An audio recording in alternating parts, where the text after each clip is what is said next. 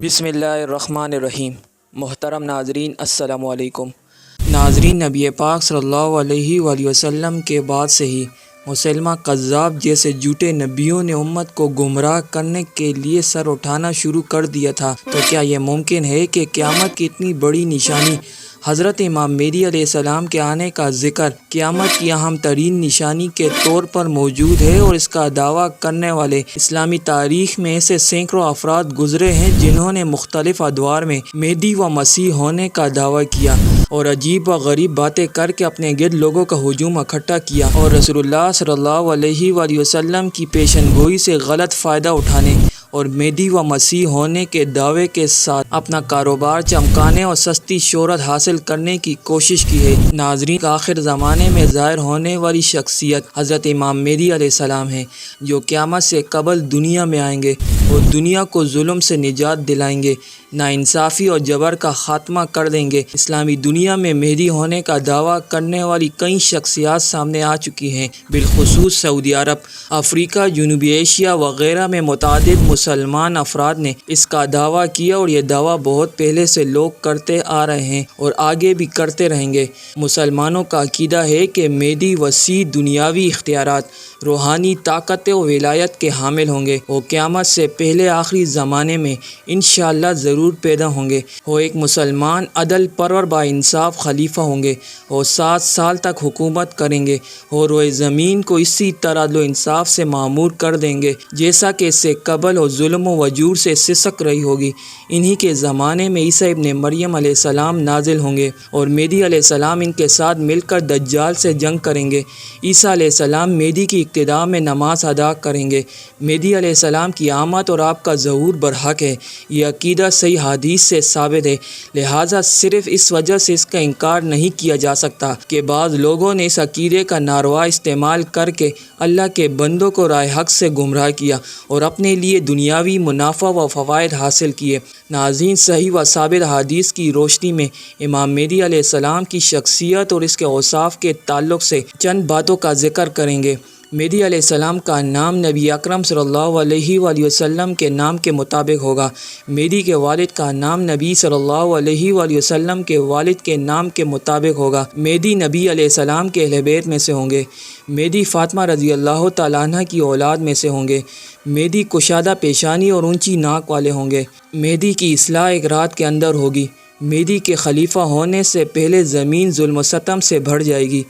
مہدی علیہ السلام اپنی خلافت کے بعد زمین کو عدل و انصاف سے بھر دیں گے۔ مہدی سے کعبہ کے پاس رکن و مقام کے درمیان بیعت کیا جائے گا۔ مہدی علیہ السلام 7 سال تک حکومت کریں گے۔ مہدی آخری زمانے میں حاکم بنیں گے۔ ان کی حکومت سے پہلے قیامت نہیں آ سکتی۔ مہدی خراسان کی طرف سے کالے جھنڈوں کے ساتھ نکلیں گے۔ مہدی کے زمانے میں آسمان خوب بارش برسائے گا۔ مہدی کے زمانے میں زمین اپنے پودے بھرپور اگائے گی۔ مہدی کے زمانے میں چوپائے کثیر تعداد میں ہو جائیں گے۔ مہدی کے زمانے میں امت عظیم ہو جائے گی۔ مہدی کے زمانے میں امت ایسی نعمت میں ہوگی جیسی نعمت اسے کبھی حاصل نہ ہوئی ہوگی۔ مہدی مال کی صحیح تقسیم کریں گے۔ مہدی مال کو اپنی ہتھیلیوں سے بھر بھر کر دیں گے۔ مہدی مال کو گنتی کیے بغیر دیں گے۔ مہدی کے زمانے میں عیسیٰ علیہ السلام آسمان سے اتریں گے اور ان کے پیچھے نماز ادا کریں گے۔ اس سے یہ بھی معلوم ہوتا ہے کہ انہی کے زمانے میں دجال بھی نکلے گا، کیونکہ عیسیٰ علیہ السلام نازل ہو کر دجال کو قتل کریں گے۔ ناظرین، ہم آپ کو اب ایسی نشانیوں کا ذکر کریں کہ جن سے مہدیت کے جھوٹے دعوے داروں کو پہچانا جا سکتا ہے۔ مہدی کی شخصیت اور اوصاف کے تعلق سے جو خلاصہ پیش کیا گیا ہے، ان علامات کے ذریعے سے سچے اور جھوٹے میں تمیز کی جا سکتی ہے۔ صحیح حدیث میں کوئی ایک بھی ایسی حدیث نہیں ملتی جس سے معلوم ہوتا ہو کہ مہدی علیہ السلام اپنے مہدی ہونے کا دعویٰ کریں گے اور اپنی مہدیت پر ایمان لانے کی دعوت دیں گے۔ لہٰذا جو شخص اپنی مہدیت کا دعویٰ کرے، اس کا دعویٰ اس کے جھوٹے ہونے کی دلیل ہے۔ کوئی ایک بھی ایسی صحیح حدیث موجود نہیں جس سے معلوم ہوتا ہو کہ مہدی علیہ السلام اپنا لقب مہدی رکھیں گے اور انہیں اس لقب سے پکارا جائے گا۔ بہت ممکن ہے کہ مہدی سے لغوی معنی مراد ہو، یعنی ہو ایک نیک صالح اور ہدایت یافتہ شخص ہوں گے۔ کسی ایک بھی صحیح اور ثابت حدیث سے یہ معلوم نہیں ہوتا کہ ایک متعین شخص کے مہدی ہونے پر ایمان لانا ضروری ہے، جیسا کہ متعین انبیاء کی نبوت پر ایمان ایمان لانا ضروری ہے۔ اس مسئلے کو مجدد والی حدیث کی مثال سے سمجھا جا سکتا ہے۔ صحیح حدیث کے مطابق ہر 100 سال کے سرے پر ایک مجدد کا ظہور ہوگا جو دین کی تجدید فرمائے گا۔ کوئی عالم یہ بات نہیں کہتا کہ فلاں متعین شخص سے مجدد ہونے پر ایمان لانا ضروری ہے۔ ایسے ہی معاملہ مہدی کا بھی ہو سکتا ہے کہ ایک شخص کے مہدی ہونے پر ایمان رکھنا ضروری ہے، لیکن وہ متعین طور پر کون ہے اس کے لیے کوئی دلیل موجود نہیں ہے۔ امام مہدی علیہ السلام سے متعلق مذکورہ عقیدہ کا نعرہ استعمال کر کے بہت سے مہدیت کے دعوے دار پیدا ہوئے۔ ہر ایک کے اپنے اپنے مقاصد تھے۔ کوئی اس دعوے سے مسلمانوں کے دین و دنیا کی تباہی، کوئی دنیا کا حریص و سلطنت و بادشاہت کا طلبگار تھا، کوئی اپنی کم عقلی کی بنا پر شیطانی چالوں کا شکار ہو گیا، کوئی اپنی عبادت اور زہد و تقوی کے فریب میں مبتلا ہو کر مہدیت کا دعویٰ کر بیٹھا۔ کسی نے خود تو دعویٰ نہ کیا لیکن اس کے چاہنے والوں نے اس سے متعلق ایسا دعویٰ کر دیا۔ بہرکیف مہدیت کا دعویٰ کرنے والوں کی ایک لمبی فہرست ہے۔ ناظرین، اس ویڈیو میں ہم آپ کو چند دعوے داروں کے بارے میں مختصراً معلومات سے آگاہ کریں گے۔ حضرت علی رضی اللہ تعالیٰ عنہ کے فرزند ارجمند محمد، جو اپنی ماں کی جانب سے نسبت کی وجہ سے محمد بن حنفیہ کے نام سے مشہور ہیں، ان کو شیعہ حضرات نے مہدی کا لقب دے رکھا تھا، اگرچہ انہوں نے خود کبھی ایسا دعویٰ نہیں کیا۔ مغرب اقصیٰ، جو آج مراکش کے نام سے جانا جاتا ہے، اس کے مقام طامسہ میں صالح بن طریف نامی شخص نے مہدیت کا دعویٰ کیا۔ امام ابن خلدون نے اپنی تاریخ میں اس کا تذکرہ کیا ہے۔ اس نے بعد میں دعوی نبوت بھی کیا۔ محمد بن عبداللہ الحسنی، جو نفس زکیہ کے لقب سے مشہور ہے، ان کے بارے میں بھی مہدیت کا دعویٰ کیا گیا۔ انہوں نے بادشاہ وقت ابو جعفر منصور سے علم بغاوت بلند کی اور قتل کر دیے گئے۔ حضرت جعفر صادق علیہ السلام کے بارے میں بھی مہدی ہونے کا دعویٰ کیا گیا۔